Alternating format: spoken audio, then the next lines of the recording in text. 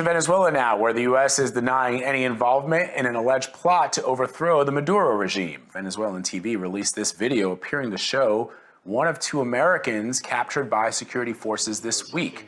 Former U.S. Special Forces soldier Luke Denman apparently admits trying to arrest dictator Nicolas Maduro and bring him to the United States.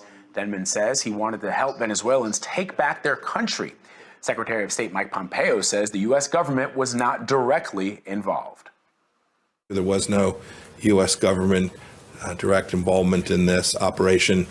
If we'd have been involved, it would have gone differently. As for who bankrolled it, we're not prepared to share any more information about what we know took place.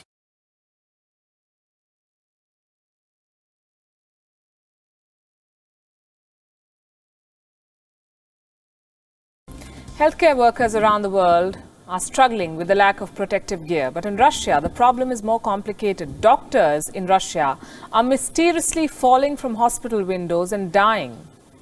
In what may not be a coincidence, these doctors also question the lack of proper facilities. Medical students, meanwhile, are being forced to work in hospitals or face expulsion from college. 3 frontline healthcare workers have fallen out of hospital windows.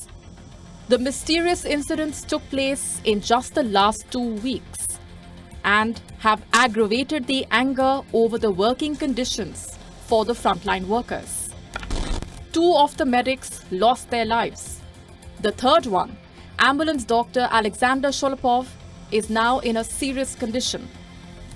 Sholopov had spoken out about the kind of pressure that he and his colleagues were facing.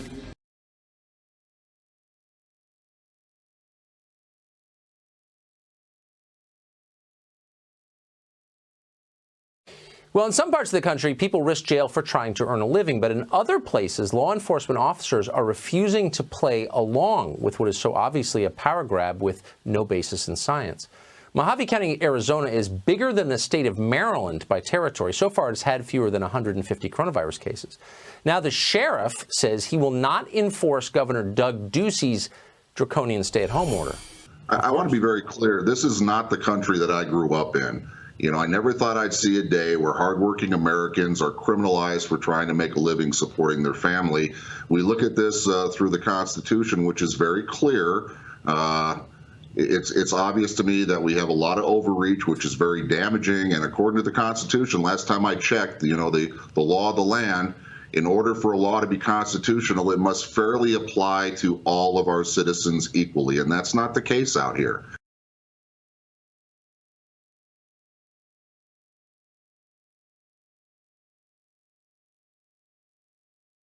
We turn now to breaking news in the fatal shooting of 25-year-old Ahmaud Arbery, an unarmed black man who was out for a jog.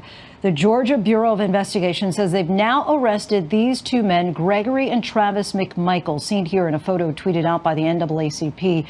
They are both charged with murder and aggravated assault, and also a letter that's raising eyebrows written by a prosecutor who is now off the case why he thought the killing was justified. After nearly 2.5 months since this violent death was recorded, the 2 men now accused in the killing have been arrested, and the investigation continues. State investigators are going over this cell phone video frame by frame, looking at the last moments of Ahmaud Arbery's life. The 25-year-old is seen jogging through a neighborhood near his home when he runs into this white pickup truck. The 2 men waiting for him with their guns told police that they believed he was the same person seen on security cameras breaking into homes and had chased him here.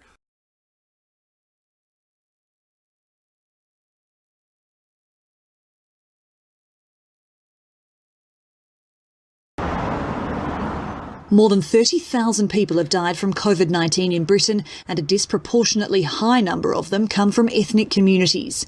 Initial analysis found black people were 4 times more likely to die than white people, but scientists say those figures are slightly misleading because they don't factor in socioeconomic disadvantage. But even when you account for differences in wealth, education and living arrangements, there are still huge disparities. Black men and women with coronavirus are more likely to die by a factor of 1.9 than their white counterparts. Bangladeshi and Pakistani men are 1.8 times more likely to die, and women from those ethnic groups were 1.6 times more likely to die.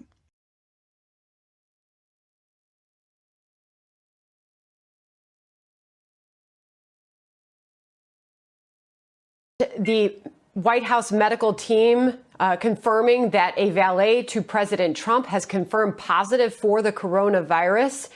The White House just put out a statement, Hogan Gidley, saying that the president and vice president had both since been tested and were negative for the virus and in good health. Sandra, good morning to you. Yeah, this was a member of the military, the Navy, who works here on the White House grounds as one of the president's valets. They take care of the president's wardrobe. They can also perform other services for the president. Typically, they do have, from time to time during the day, close contact with the president. We're told that this service member was not feeling well yesterday, was tested positive for coronavirus. We do not know what sort of proximity this person has been in to the president in the last few days.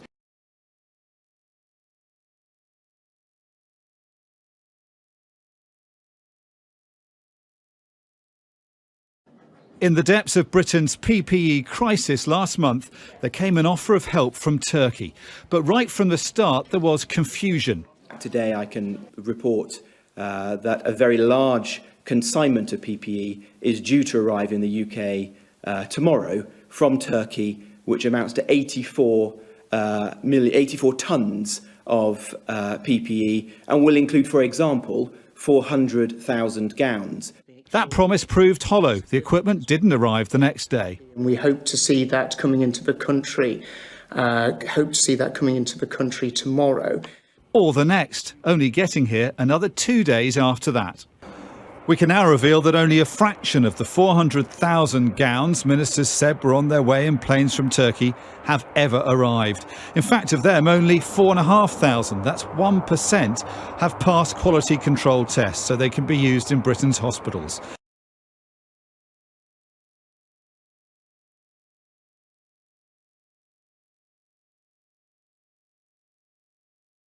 Now, it's been reported that mercenaries from a Russian paramilitary organization are fighting in Libya. And now UN diplomats are confirming those reports, where it said that these mercenaries are backing the Libyan strongman Khalifa Haftar. Well, Moscow denies deploying the fighters, who are reported to be members of the so-called Wagner group, which it's thought has ties to President Vladimir Putin.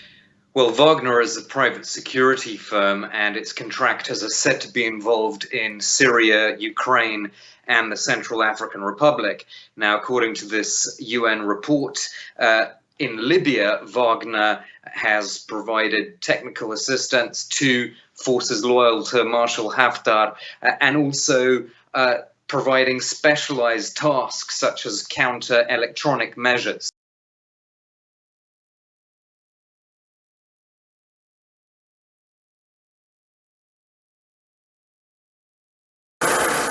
The Prime Minister of Lesotho, Thomas Thabane, on Thursday reiterated his intention to retire by the end of July.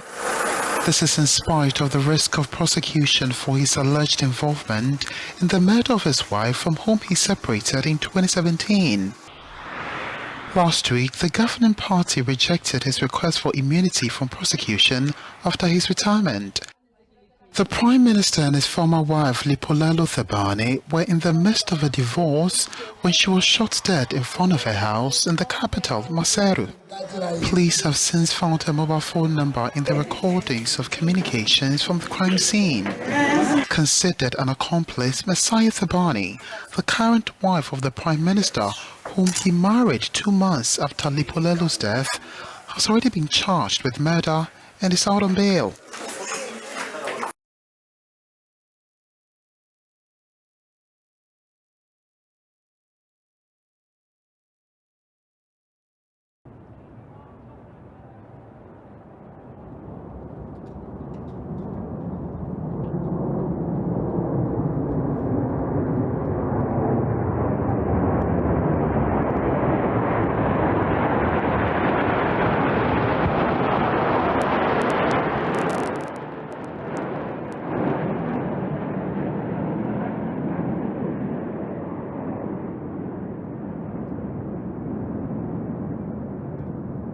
Run straight to that.